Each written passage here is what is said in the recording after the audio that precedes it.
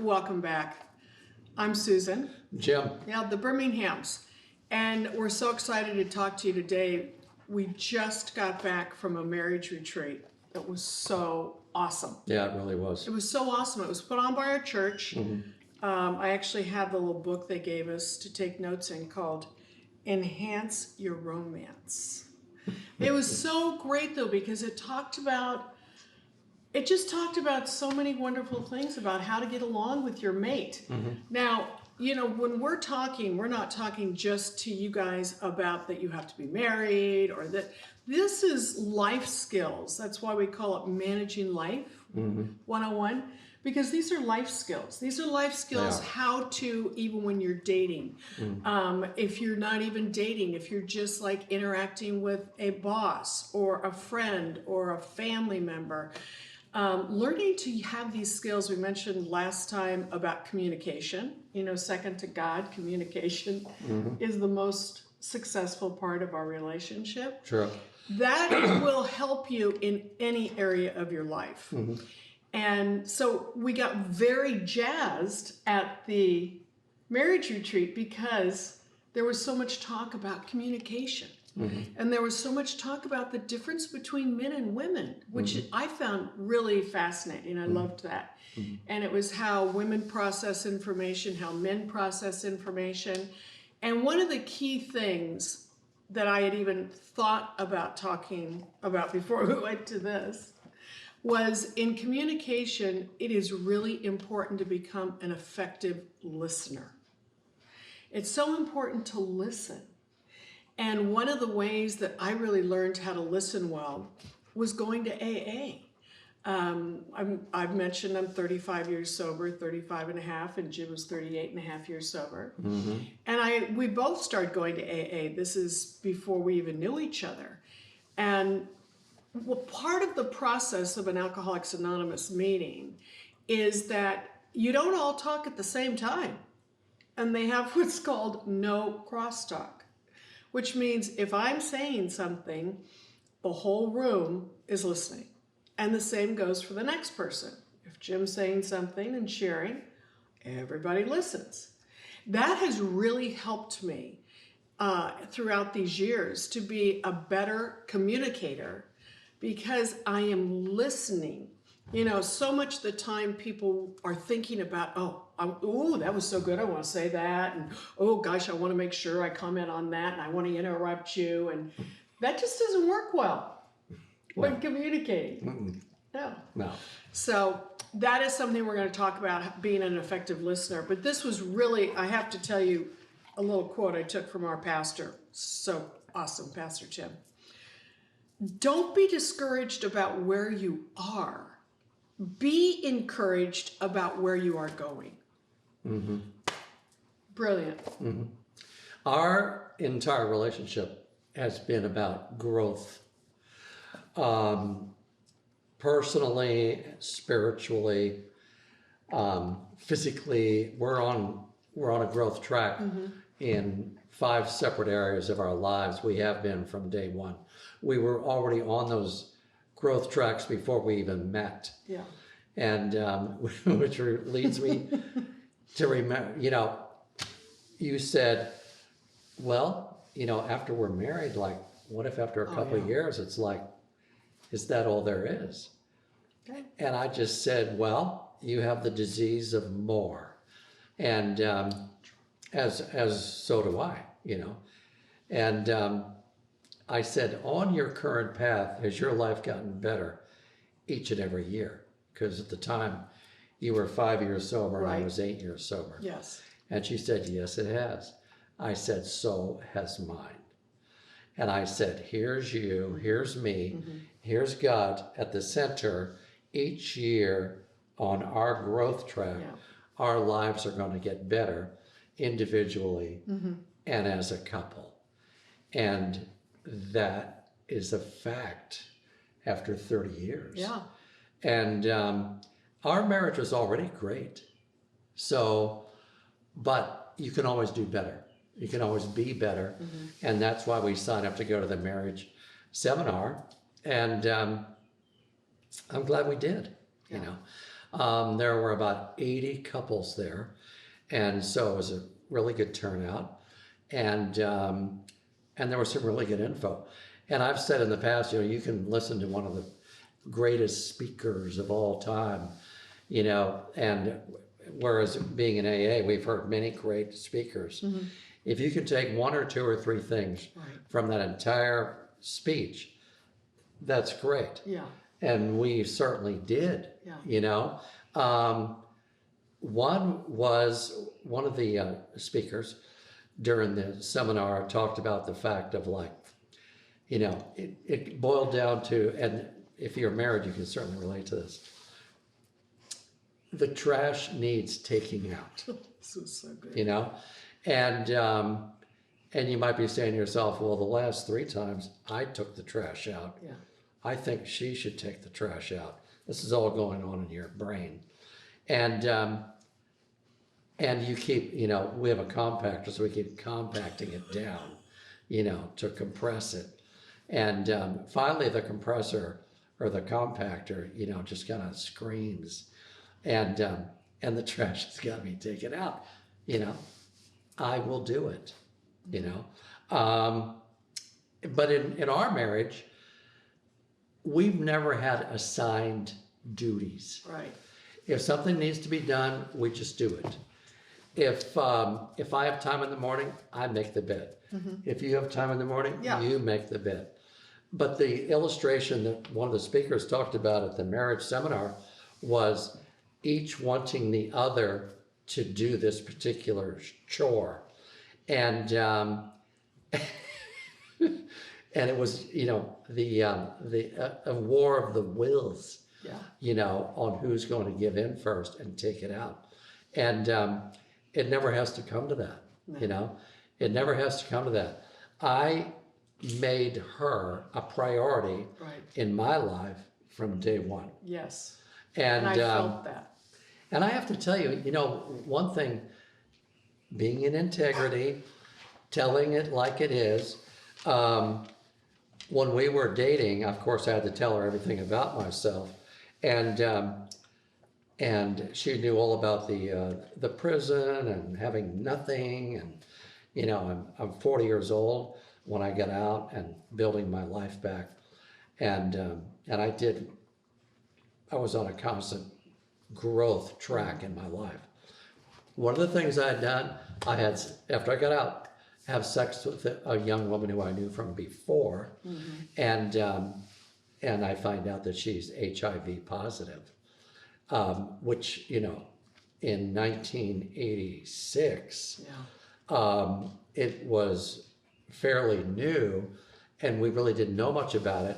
And we heard that it can lie dormant inside of you and then manifest and show up. It was scary. And when we went out in 1990, I said, I have to tell you that I had sex with a young woman who was HIV positive, and you need to know that to make an informed decision if you want to make a life with me. Yeah. And she said to me, I will never forget it. She said, well, and she thought about that.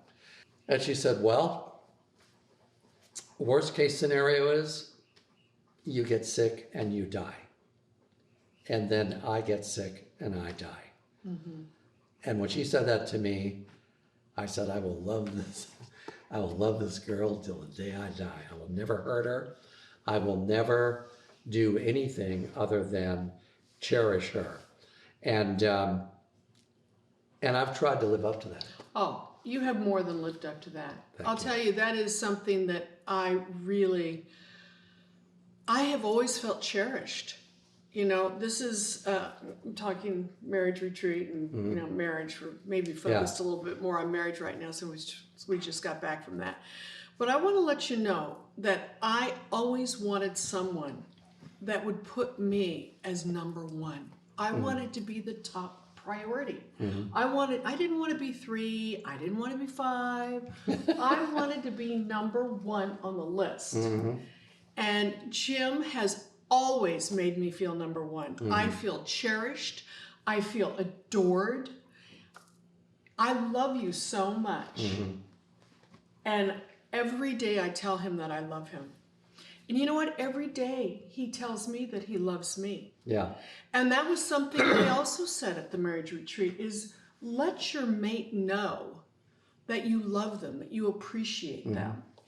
And I think that goes along with your relationships, whether it be marriage or it be like a friendship. That's true. You know, we let our friends know that we appreciate them.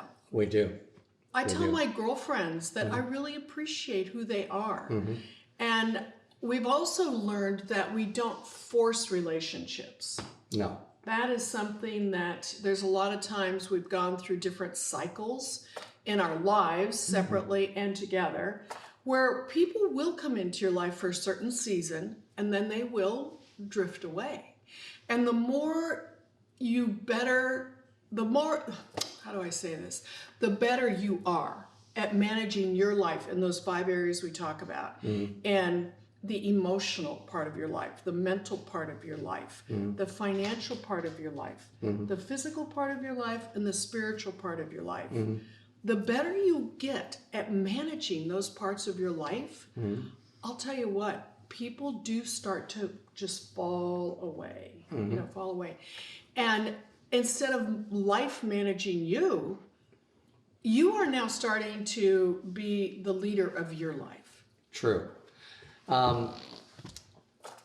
Here's one tip that Susan taught me when we got married was every morning she walks towards me and she will put her arms up like this. And I know that it's hug time. Yeah. And we always begin our morning with a morning hug and a kiss. Yeah. And that has perpetuated physical touch with us for 30 years. Yeah. And there's no way we're ever stopping that. No. You know what I mean? And we never have a battle of the wills. No. Like what we heard illustrated at the marriage seminar, like, well, I'm not going to do that. She should do that. Yeah. I've made the bed 4 days in a row. It's time for her to make that bed. Right. We don't keep score. We just do. Yes. Yes. And if she never made the bed and I made it for the rest of my life, I'm good with that. I will say though that was something that was a little hard for me to adjust to. Because you see, I grew up, and this has a lot to do with how we grow up. Like, okay, everybody has a role. And if you're not doing your role, then oh boy. And I had been single for so long too, that I had done everything for myself. And so allowing you to do that, and then I wanted to be a great wife to you. Yeah. Really, that was like, oh, I just am so thrilled that God has brought this man into my life. I wanted to be a great wife to you. Yeah. And I thought, I knew that. Oh, good. I knew you did. Yeah. Yeah. And I thought, well, a great wife does this, does this, does this. So what I've learned over the years, and I learned it pretty early, gratefully because you were the right husband for me, is that I could change the definition of what that looked like. And I accepted the fact that I had a tremendously awesome husband that would accept this. Now, not everybody does. And that's okay. What you do is you learn how to deal with people that do or don't. Our dog has this toy that she loves. And oh boy, there you go. You kind of saw it flying towards you. Hopefully she will. It has a squeaky in it. So that might make you might hear a little bit noise. Anywho. Oh my gosh, I don't want to ramble. There was some good stuff. There was really good stuff. Another thing that I took away from it was we age. Oh yeah.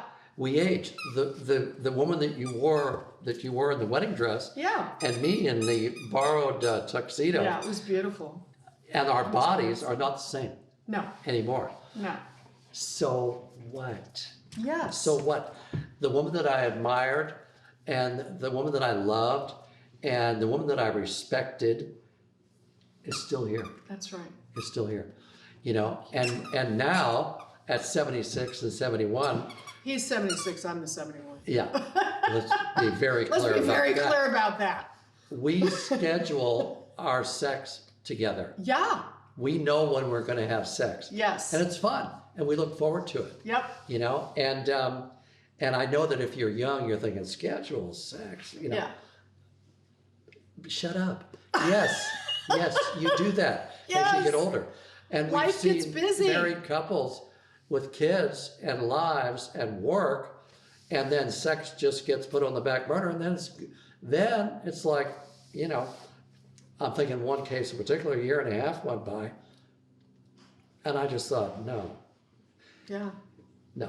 you're in your 30s. Mm-hmm. No, handle it, get it done. Yes. You know what I mean? Immediately. Really? Yeah, before the sun sets. Yes. Or before the sun rises, get it Yeah. done. And so yeah, you need to make time for sex, and maybe whatever time you come up with, make time. Yes. It's necessary, It is necessary. and it's fun, and it's still fun at our age. Yeah. So I don't you see know, it going away. Yeah, I don't either. No. No. And you know, when you talked about, I do love that fact when you talked about the aging, because we all do go through this process of aging, and you might be really young right now, which is awesome. We were really young once, individually and together. Sure. Every year gets better. I can tell you that at 35, when I walked into the rooms of Alcoholics Anonymous, I mentioned this, I think, in our first one, just telling a little bit about me. Life was not great. It was not great. I was divorced from my first husband for like 10 years. I still had my job. I hadn't lost my job, thank you God, with Levi's. But my life was not working. Oh, life was managing me. There was no way I was managing it. It was a miracle that I still had my house and my car and my job and all that stuff. I had no relationship. I had not had any healthy relationships. So when I got at 35, now 35 years down the road, every single year has gotten better. Yeah. Now that I've been on this growth, which is what you talked about when we first started this podcast today. Yeah. And every year has gotten better and better and better. We're not an anomaly. Yeah, we're You know not. what I mean? We're not special at all. But we are intentional about Yes. our personal Oh, that's growth. good. And we're intentional about our Yeah. spiritual growth. Right. And we still take care of ourselves And our physically. physically. And we still save money every month. Yep. And we still do all the things that we did the first day of our marriage. Yeah. We still do them today. They've just transitioned into different things. Right. You know what I mean? But we never stop growing, never stop learning. Nope. And And we won't. and no, that's going to go until the day that we go home That's right. to our final home, To our real home. our best home. And as you age and live your life, giving back to others, mandatory. Yeah. You know, it can't just be about you. Right. Really. No. It cannot. No. You give back to others. You know, some will accept it, some won't. Some, yeah, but I mean, so what? So there are plenty out there that do want the help, or do want the guidance, do want the mentorship, do want what you have, and you're willing to pour into them. Yeah. You do that. And you gain a whole lot of self-satisfaction Yes. out of that, Yes. you know, in the meantime. So, yeah. So I know we've talked about a lot of different topics. All of them extremely interesting. All of them. Extremely. Let's just get that out. They are, though, all important. Yeah. So if you're young watching this, I hope we've poured something into you that as you are dating and going forth in the world and get married and all that, you can take some of these little nuggets. If you're already married, you can always make a decision that, like, whoa, I want to wake up this morning and go and put my arms up and hug my Hug husband. each other Hug and kiss I mean, each it other. starts the day. It's just little things. Little things to do. Mm-hmm. And accept the fact that however you want to do your marriage, if you want to talk about assigned tasks, that's fine. But make sure you talk about everything. Communication was what we briefly introduced last time. Today, we introduced effective listening, which is really key. Mm-hmm. Partnership, acceptance. I was almost going to say, what? That was good. Yeah. Anyhow, we look forward to talking to you more about these things. We're going to wrap it up now and Happy Sunday. Happy Sunday. It's a Sunday.